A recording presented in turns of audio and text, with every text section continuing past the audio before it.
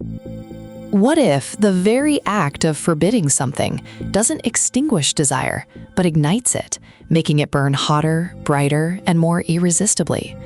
We're often told to resist temptation, to stay within boundaries.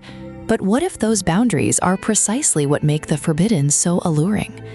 Why do we often crave what we're explicitly told we cannot or should not have? Is it a flaw in human nature or a fundamental psychological truth woven into our very being? Today, we'll unearth the profound reasons behind this universal paradox, and by the end, you'll see your own desires and society's rules in an entirely new light.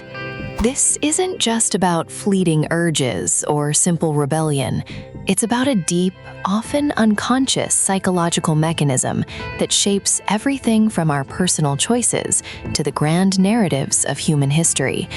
We're diving into the science, history, sociology, and philosophy that explain why the forbidden fruit always tastes the sweetest. We'll explore how prohibitions, whether explicit laws or unspoken taboos, can perversely amplify our longing, turning mere interest into intense obsession. Prepare to challenge your assumptions about desire itself. At the heart of this phenomenon lies a concept known as psychological reactance. Imagine someone tells you, "Don't press that red button." Immediately, your brain registers a threat to your freedom. That simple instruction doesn't make the button less appealing, it makes it infinitely more fascinating. Reactance is our innate drive to restore perceived freedoms. When an option, a choice, or a person is restricted, our perceived value of that option skyrockets. It becomes more desirable, not because of its intrinsic qualities, but because it represents a choice we've been denied. This isn't a modern phenomenon. It's an ancient, recurring human story. Think of Adam and Eve in the Garden of Eden. The one fruit they were forbidden became the singular object of their attention. Or Pandora, who was specifically instructed not to open the box. What did she do? She opened it. These are not just fables. They are cultural archetypes reflecting a universal human experience. Throughout history, countless prohibitions, from sumptuary laws dictating what people could wear to bans on certain forms of expression, have inadvertently fueled the very behaviors they sought to suppress. Societies, in their attempt to maintain order and cohesion, establish norms and taboos. These boundaries define what is acceptable and what is deviant. Yet the very existence of these taboos creates a powerful allure. To transgress a taboo is not just to break a rule. It can be an act of self-assertion, a declaration of individuality against a collective will. For some, the forbidden holds a promise of authenticity, a path to discovering a self outside the confines of societal expectation. It becomes a badge of unique experience, a secret world accessible only to those daring enough to defy. From a philosophical perspective, the forbidden taps into our fundamental understanding of freedom. Philosophers from Rousseau to Sartre have explored the human yearning for autonomy and self-determination. When an external authority attempts to control our desires or actions, it challenges our sense of being a free agent. The act of desiring what is forbidden then becomes a symbolic reclaiming of our internal sovereignty. It's not just about the object of desire, it's about the assertion of one's own will in the face of constraint.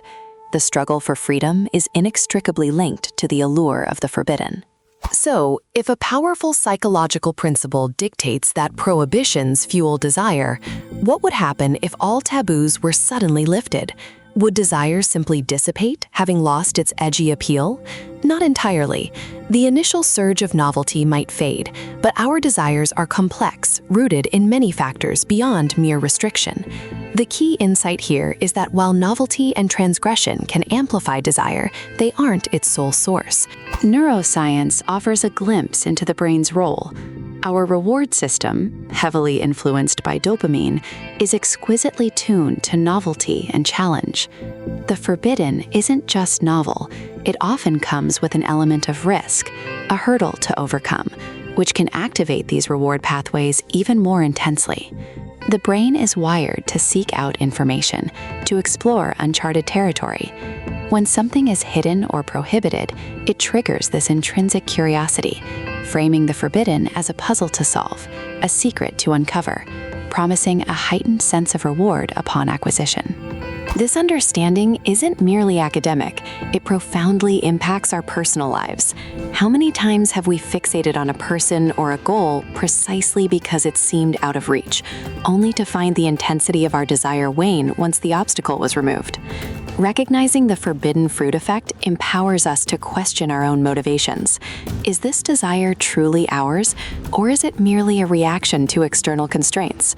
This knowledge offers a path to greater self-awareness, allowing us to distinguish authentic longing from the amplified echoes of a denied freedom. The paradox of forbidden desire reveals a deep truth about human nature, our relentless pursuit of freedom, our inherent curiosity, and our complex relationship with authority.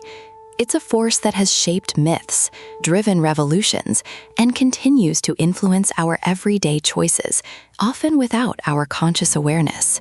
Perhaps the ultimate freedom isn't the absence of boundaries, but the wisdom to understand how those boundaries shape us and to choose our desires not out of rebellion, but out of genuine, self-aware intention. What other deep-seated human impulses are similarly